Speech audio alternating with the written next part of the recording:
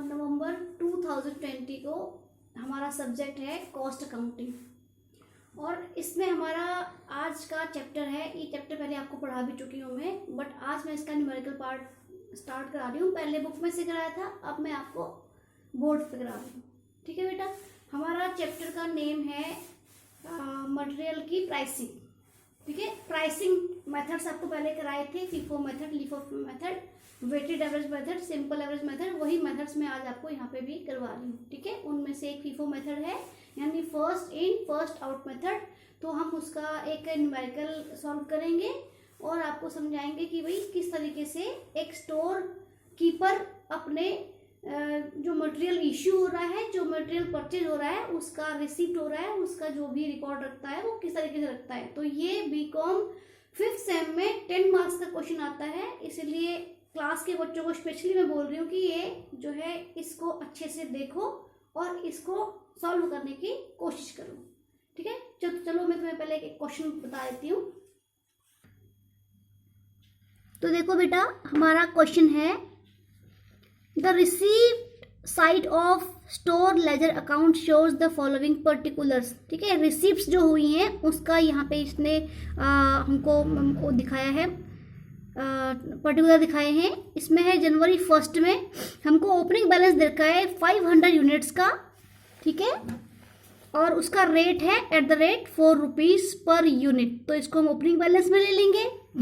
उसके बाद है जनवरी 5 को इसने रिसीव किया है, रिसीव फ्रॉम वेंडर, वेंडर का मतलब सेलर से इसने रिसीव किया है 200 यूनिट्स @4 रुपीज़ 25 पैसा। ठीक है, यानी कि 5 जनवरी को इसने 200 यूनिट्स जो है अपने वेंडर से, अपने सेलर से रिसीव किए, सप्लायर से, और रेट था 4 रुपीज़ 25 पैसा। उसके बाद जनवरी 12 को इसने फिर से रिसीव किया है 150 यूनिट्स। ठीक है, और वो रेट है इसका 4 रुपीज़ 10 पैसा। उसके बाद है जनवरी 20 को फिर से रिसीव किया है, receive from vendors 300 units @4 rupees 50 पैसा। तो ये क्या रिसीव कर रहा है? ये रिसीव कर रहा है मटेरियल। ठीक है, रॉ मटेरियल्स। ये स्टोर कीपर एक अपने स्टोर लेजर में अपना जो भी इसकी इश्यू हुई है मटेरियल, उसका प्राइसिंग वगैरह सबका हिसाब किताब रख रहा है। फिर है जनवरी 25 को रिसीव्ड फ्रॉम वेंडर्स 400 यूनिट्स @4। ठीक है, 25 जनवरी को सप्लायर ने फिर से रिसीव किया है 400 यूनिट्स मटेरियल की हैं और 4 रुपीज़ के हिसाब से। Issue of material were as follows. अब देखो उसने कितनी इश्यू की हैं, ये तो इसका था सारा, कितना उसने जनवरी मंथ में उसने कितना मटेरियल रिसीव किया है, उसको वो अपनी जनरल लेजर में यानी कि अपने स्टोर लेजर अकाउंट में उसको रिकॉर्ड करेगा। अब इश्यू देखो, इश्यू ऑफ मटेरियल्स, और कितने मटेरियल उसने जनवरी मंथ में अपनी इश्यू किया है प्रोडक्शन डिपार्टमेंट को। तो देखो जनवरी 4 जनवरी को उसने स्टोर कीपर ने 200 यूनिट्स इश्यू की हैं। इसकी प्राइसिंग हमको कंपनी के रूल्स के अकॉर्डिंग करनी होगी। और जनवरी 10 को उसने फिर से 400 यूनिट्स जो है इश्यू की हैं, इसकी प्राइसिंग करनी पड़ेगी। और जनवरी 15 को उसने 100 यूनिट्स उसने इश्यू की हैं। जनवरी 19 को उसने 100 यूनिट्स और इशू की हैं। जनवरी 26 को उसने 200 यूनिट्स उसने स्टोर कीपर ने इशू की हैं। जनवरी 30 को 250 यूनिट्स की हैं। तो इन जितनी भी इशू की है इसकी प्राइसिंग इसने यहाँ पे दी नहीं है। यही प्राइसिंग हमको फीफो मेथड के अकॉर्डिंग शॉर्ट आउट करनी है। तो issues are to be priced on the principle of first in first out. Question में गिवन है कि भाई जितने भी इश्यू की प्राइसिंग करनी है इश्यू मटेरियल की, वो फीफो मेथड के अकॉर्डिंग करनी है। तो यहाँ से हमको पता लग जाता है क्वेश्चन का कि क्वेश्चन में वो क्या पूछ रहा है। तो right out the store ledger account in respect of the material for the month of January. तो जनवरी के मंथ के लिए मटेरियल की जो इश्यू प्राइसिंग है, यानी कि जो स्टोर लेजर अकाउंट हमको इसमें बनाना है, उसमें मटेरियल की रिसीप्ट साइड में, बैलेंस एंड इश्यू, तीनों को हमने उस स्टोर लेजर की बुक में हमने शो करना है। ठीक है, तो चलो करते हैं इसको। हाँ तो बेटा देखो, हम बनाते हैं स्टोर लेजर अकाउंट। सबसे पहले ऊपर हमारी हेडिंग आएगी। सबसे पहले ध्यान दो कि ये जो क्वेश्चन है हमारा, ये बीकॉम 5th सेम के कॉस्ट अकाउंटिंग का जो पेपर आएगा उसमें फर्स्ट यूनिट में पहला क्वेश्चन यही आएगा हमारा। ठीक है, तो स्टोर लेजर अकाउंट प्रिपेयर करो, क्वेश्चन का नेम होगा अकॉर्डिंग टू क्वेश्चन में गिवन होगा कि फीफो मेथड यूज करना है या लीफो मेथड यूज करना है या एवरेज मेथड यूज करना है। ठीक है, तो तुम्हें लीफो और एवरेज मेथड भी मैं बताऊंगी, बट पहले आज हम फीफो मेथड करते हैं। तो हम यहाँ पे लिख देंगे store ledger account FIFO method. FIFO का मतलब फर्स्ट इन फर्स्ट आउट, यानी कि जो मटेरियल पहले इन हुआ है, इन का मतलब परचेज हुआ है, जो कंसाइनमेंट पहले स्टोर रूम में पहुंचा है उसी की हम पहले इश्यू करेंगे, यानी स्टोर कीपर उसी प्राइस पे मटेरियल को इश्यू करेगा, यानी कि जिस प्राइस पे सबसे पहले जो प्राइसिंग पे मटेरियल जो है परचेज हुआ है या रिसीव हुआ है स्टोर कीपर के द्वारा, उसी प्राइस पे स्टोर कीपर इश्यू भी करेगा। तो उसको बोलते हैं first in first out method. तो देखो बेटा, हमारा ये जो है स्टोर लेजर का पूरा परफॉर्मा ऐसे बनेगा। सबसे पहले डेट आ जाएगी, क्योंकि एक स्टोर कीपर, यहाँ पे हम एक स्टोर कीपर का रोल प्ले कर रहे हैं कि एक स्टोर कीपर अपने स्टोर लेजर में किस तरीके से, किस मेथड से जो है वो अपना स्टोर लेजर तैयार करता है, रिकॉर्डिंग करता है इश्यू की एंड रिसीप्ट की। किसकी रिसीप्ट की, किसकी इश्यू की, मटेरियल की, ओनली मटेरियल, क्योंकि मटेरियल कंट्रोल का ही मेथड है। ठीक है, तो डेट पर्टिकुलर्स, यहाँ पे सेकंड कॉलम पर्टिकुलर का, थर्ड कॉलम रिसीप्ट का। रिसीप्ट के अंडर में 3 सब कॉलम और बनाए जाएंगे। मेन कॉलम हो गया रिसीप्ट, इश्यू एंड बैलेंस, उसके अंडर में 3 सब कॉलम और बनाए जाएंगे। यूनिट्स, यानी कि number of units, cost unit पर, ये पर यूनिट की कॉस्ट यहाँ पे आ जाएगी। उसके बाद दोनों को मल्टीप्लाई करके टोटल अमाउंट थर्ड कॉलम में आएगा। ठीक है, ऐसे ही इश्यू का जो कॉलम है उसके अंडर में 3 कॉलम और बनेंगे, यूनिट्स, कॉस्ट एंड अमाउंट का। वैसे ही बैलेंस पे हम, बैलेंस का भी एक हम कॉलम बनाएंगे और बैलेंस में भी यूनिट का कॉलम, कॉस्ट का कॉलम एंड अमाउंट का कॉलम आएगा। ठीक है बेटा, तो देखो हम स्टार्टिंग करते हैं जनवरी 1 से। 1 जनवरी को उस स्टोर कीपर के पास कुछ ओपनिंग बैलेंस पड़ा हुआ था मटेरियल का।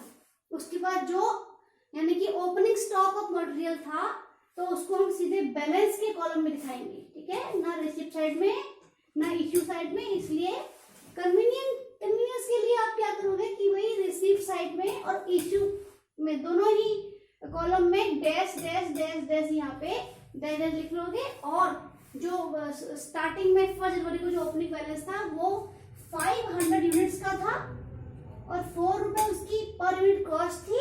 दोनों को मल्टीप्लाई करो 2000 रुपीज का अमाउंट का, और उसके बाद मटेरियल ओपनिंग स्टॉक के रूप में उस दिन था। किस दिन, 1 जनवरी को। तो ये लाइन हमको ये शो कर रही है। ठीक है, अब आते हैं हम जनवरी 4 में। जनवरी 4 को इश्यू हुई है, मतलब कि प्रोडक्शन डिपार्टमेंट वाले आ गए स्टोर कीपर के पास, भाई लाओ हमको तो प्रोडक्शन करनी है, प्रोसेसिंग करनी है, वहाँ पे हमको मटेरियल दो। तो उसने 4 जनवरी को उनको जो रिक्वेशन लेटर उसके पास आया था उसका नंबर यहाँ पे शो करेगा। ये REQ का मतलब रिक्वेशन लेटर नंबर, जो रिक्वेशन नंबर है। ठीक है, क्योंकि प्रोडक्शन डिपार्टमेंट का जो भी पर्सन इसके पास मटेरियल को इश्यू करवाने के लिए आएगा स्टोर कीपर के पास, उसके पास ये रिक्वेशन लेटर होना चाहिए किसी कॉम्पिटेंट अथॉरिटी का। ठीक है, प्रॉपर ऑफिसर के साइन होके ये रिक्वेशन लेटर स्टोर कीपर के पास जमा होगा, तब स्टोर कीपर अपने स्टोर रूम से उसको मटेरियल इश्यू करेगा प्रोडक्शन करने के लिए। ठीक है, तो वही उसी की बात हो रही है। रिक्वेशन लेटर यहाँ पे लिख देगा वो जो भी है, 4, 5, 6 जो भी नंबर है यहाँ पे वो लिख देगा। तो रिसिप्ट साइड में हम कुछ नहीं लिखेंगे, डैश डैश डैश डाल देंगे।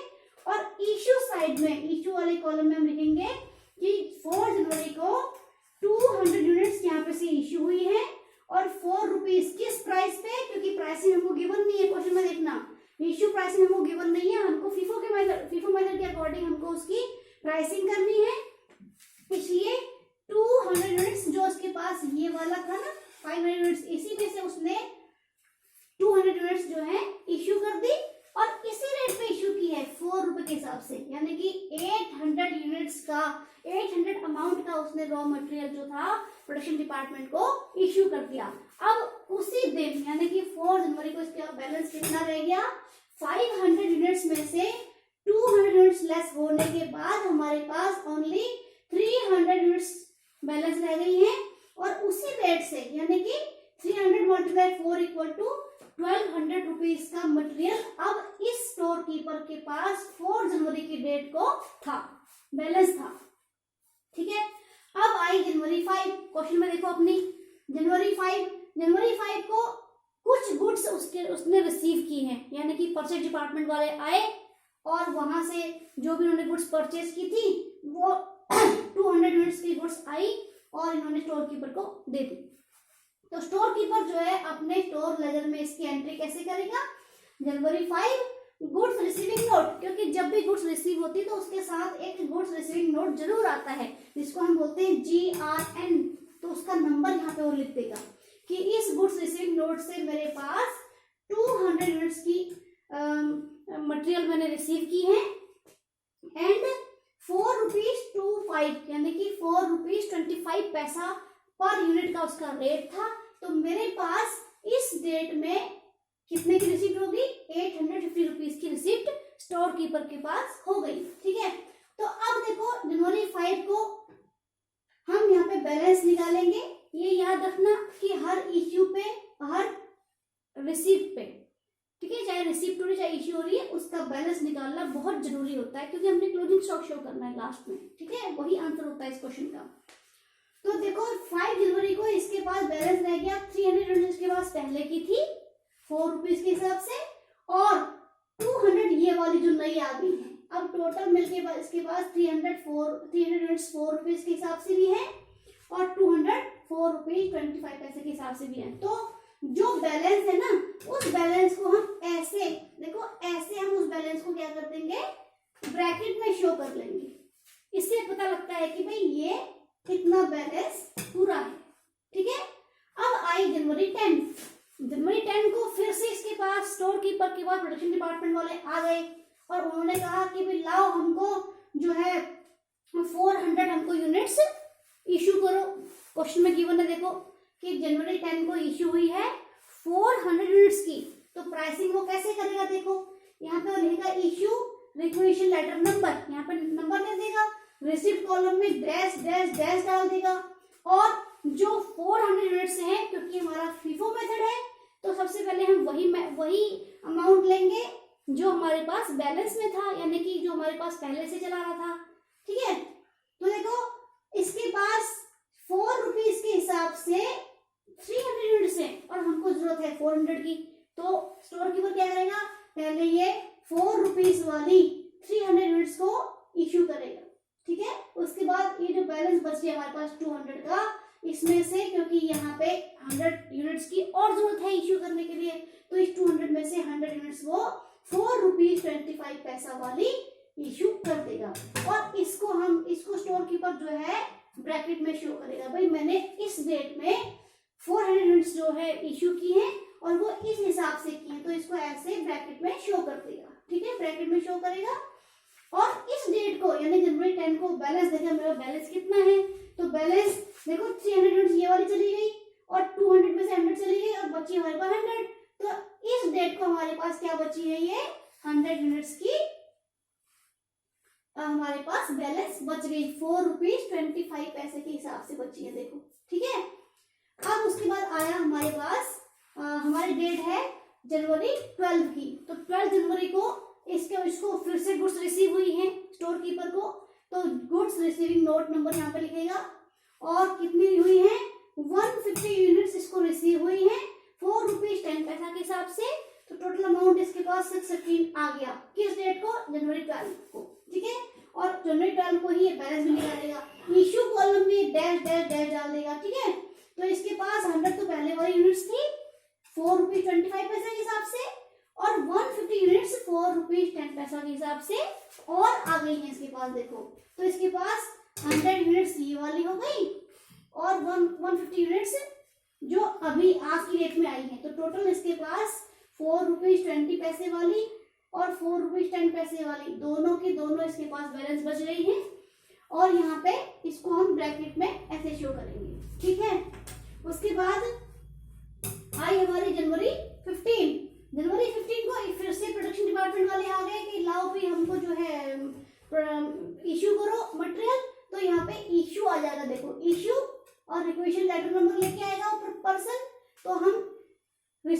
कुछ भी डैश डैश डैश डाल देंगे। इश्यू कॉलम में हम वो कहता है कि भाई 100 यूनिट्स इश्यू करनी है, तो उसके पास पहले स्टॉक बचा हुआ है, यानी कि पहले का जो बैलेंस बचा हुआ है 4 रुपीज 25 पैसे वाला, पहले ये 100 यूनिट्स ये वाली निकालेगा। ठीक है, ये इश्यू कर दी इसने।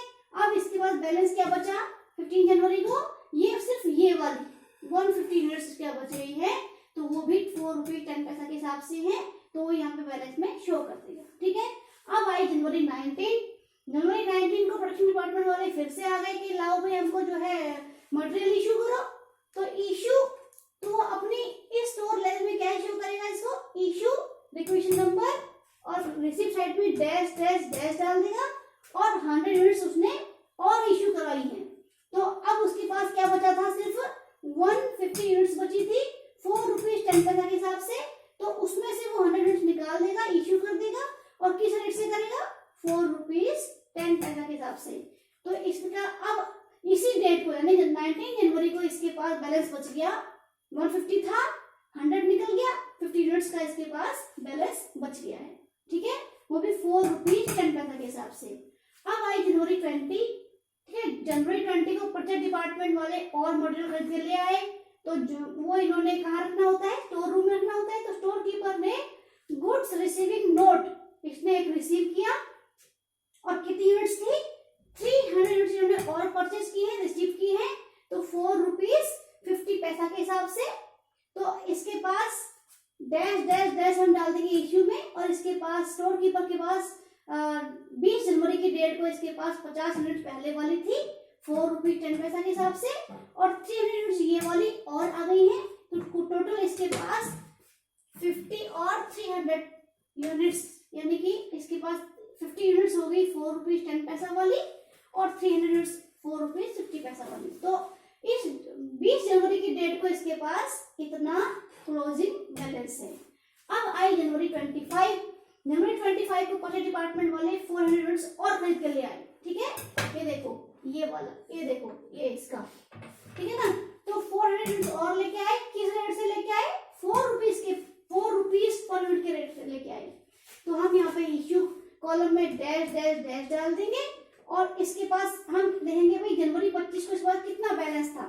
जनवरी 25 को इसके पास 50 यूनिट्स 4 रुपीज 10 पैसा वाली पहले जो पड़ी थी वो वाली है, 300 यूनिट्स जो 20 जनवरी खरीदी थी वो वाली है, और 400 यूनिट्स इसके पास जो आज की डेट में आई है 25 जनवरी को, ठीक है, वो आ गई। तो तीनों को हम ऐसे कॉलम में बंडल कर देंगे इसका, ठीक है, और इसका जो बैलेंस है उसको भी हम ब्रैकेट में यहाँ पे बंडल करके रख देंगे।